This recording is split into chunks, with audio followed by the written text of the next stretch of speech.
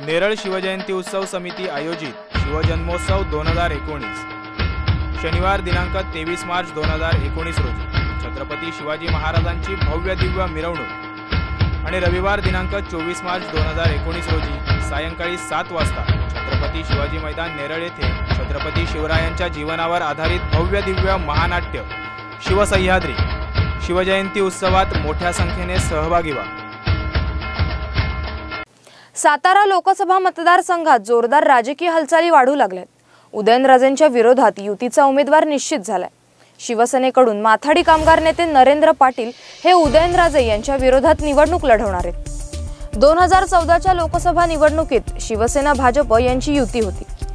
त्यावेळी शिवसेनेने आपल्या कोट्यातील हा मतदारसंघ रामदास आठवले यांच्या रिपाईसाठी सोडला होता। मात्र यंदा रिपाईला एकही जागा न देण्याचे ठरवल्यामुळे हा मतदारसंघ पुन्हा शिवसेनेच्या ताब्यात आलाय। सुरुवातीला नरेंद्र पाटील भाजपच्या तिकिटावरून या ठिकाणी लढतील अशी ही चर्चा होती। मात्र शिवसेनेने हा मतदारसंघ सोडण्यास नकार दिल्याने नरेंद्र पाटील यांनी शिवसेनेत प्रवेश करण्याचा निर्णय घेतला।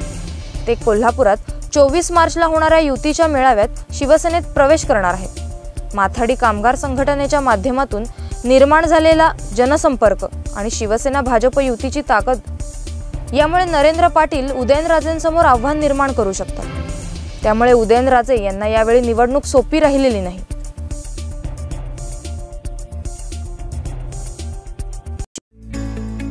निसर्गाच्या कुशीतील स्वप्नातील घर आता नेरळमध्ये। श्री साई सृष्टी पॅराडाईज निसर्गरम्य माथेरानच्या पायथ्याला श्री बालाजी इन्फ्रास्ट्रक्चरचा प्रकल्प सर्व सुविधांयुक्त श्री बालाजी सृष्टी पॅराडाईज।